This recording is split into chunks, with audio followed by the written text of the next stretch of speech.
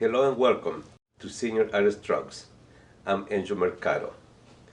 Today in our short video, under 5 minutes, tips, we're going to be talking about doodling. Doodle is a fun activity to do, but also it can really help us out. It's not just something we do just for the fun and have no benefits, and we don't get any benefits out of it. I do doodle when sometimes in my final drawings, sketches, and sometimes paintings. The reason why is because doodle is done very fast, almost like abstract shapes, and it helps me. I use them in backgrounds to help me create the illusion of depth in my sketch or paintings.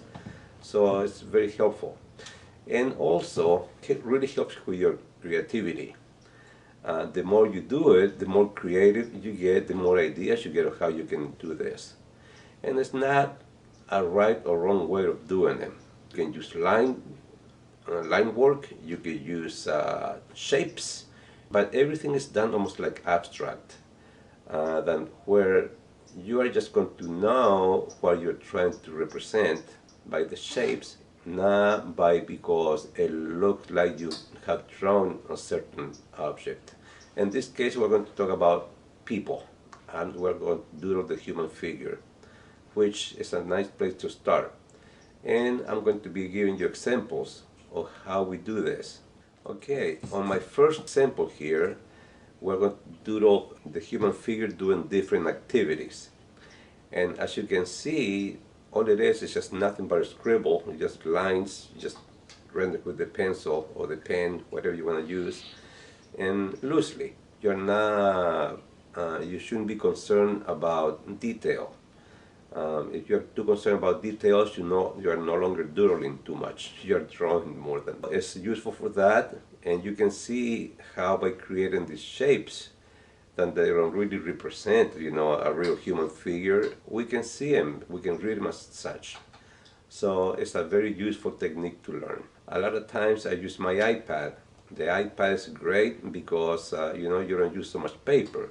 When you doodle, you try to do as many as you can. Try to fit as many figures as you can in a piece of paper, and you do them. Start very simple first, you put a straight, front figure, and then after that, try to make them do things. By creating lines and curves in different directions.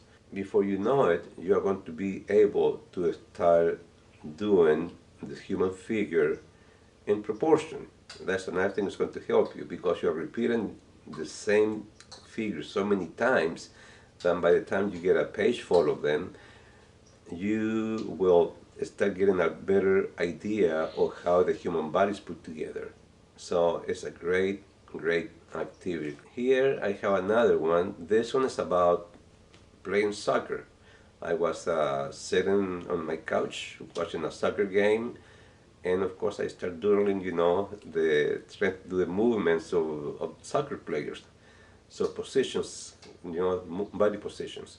So that's why I created very loose, just to get the idea, just the gesture of the of the body, of the movement.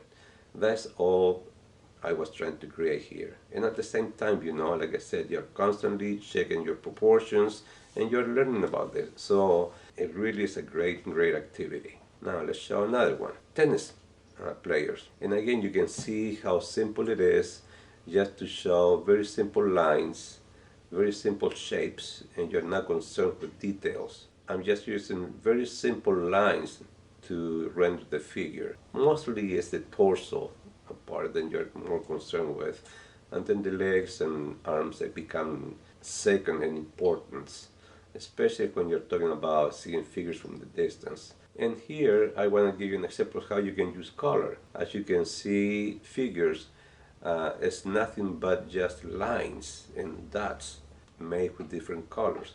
Very simple to do. The more you do this, the more creative you're going to get, the easier it's going to get for you to do this. And later on we're going to talk about other types of doodling. Today we just talk about the human figure. Visit my channel, Senior Artist Strokes, for more tutorials, all meant for you, to help you out to excel and make this activity even more enjoyable. Thumbs up, like, subscribe. Be wonderful. Goodbye.